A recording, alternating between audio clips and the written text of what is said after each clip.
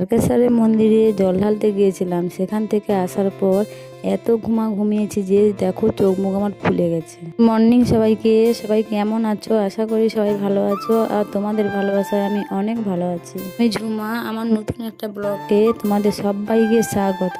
আজকের ব্লগটা শুরু করছি সকাল 8টা থেকে, যেহেতু সকালে আজকে উঠেছি অনেক দেরিতে।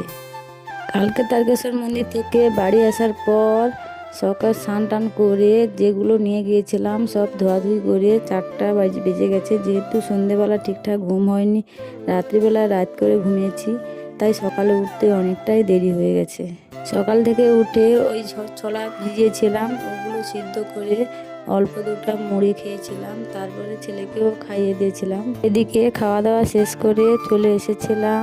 দেখো, দিদির বাড়ি থেকে কালকে বড় পরিমাণে একটা তাল নিয়ে এসেছিলাম। তালটা কিন্তু খুবই পরিমাণে বড় ছিল, তাই দেখে দিদিকে বললাম, দিদি আমাকে দিয়ে দিল। আর নিয়ে এসে ওটার মাড় বার করে রেখে দেব। ওর পিঠে বানাবো, আজকে নয় অন্য দিন। মাড়টা বের করে রাখলে কি হয়, তালটা নষ্ট হয় না। সকালে দুটো ছোলা ভিজিয়েছিলাম রাত্রিবেলা, সেটাই আজকে সিদ্ধ করে মুড়িটা খাওয়া হয়ে গেল, আর ছেলেকেও খাইয়ে দিয়েছি। এদিকে খাওয়া দাওয়া শেষ করে চলে গিয়েছিলাম পুদিনা পাতা লাগাতে। আগের বারে লাগিয়েছিলাম, খুব সুন্দর হয়েছিল।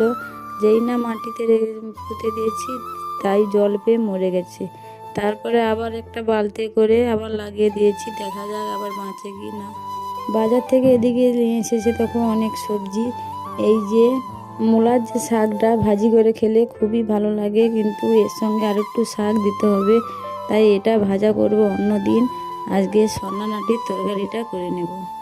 সন্নানাটিটা দুদিন ছিল, শুকনো শুকনো হয়ে যাচ্ছে, তাই এই জাটিটা আজকে রান্না করব।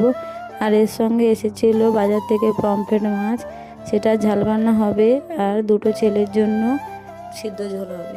সন্নানাটিটা আগে থেকে ছিল, কাঁচকলা, বেগুন আর গাজরটা আজকে বাজার থেকে নিয়ে এসেছে।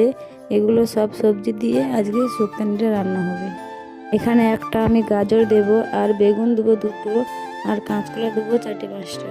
কাঁচকলা কিন্তু খুবই নরম, কিন্তু কেউ খেতে চায় না। আলুটা দেবো অল্প পরিমাণে।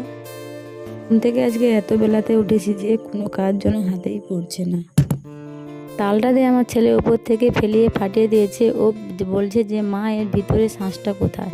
ও জিজ্ঞেস করছে, ও জানে না সেই শাঁস থেকে যে তাল পেকে গেছে। এদিকে সব সবজি কাটাকাটি করে ছেলেকে স্নান করে আমিও স্নান করে চলে এসেছি। দেখো, আজকে রান্নাটা হয়েছে ওই সিদ্ধ ঝোল আর সন্নানাটির তরকারি আর পমফ্রেট মাছের ঝাল। এদিকে তার জেঠিমার ঘরে অল্প মাংস দিয়েছে। খাওয়া দাওয়া শেষ করে বিছানাকে এসেছি। দেখো, আজ বিছানাটা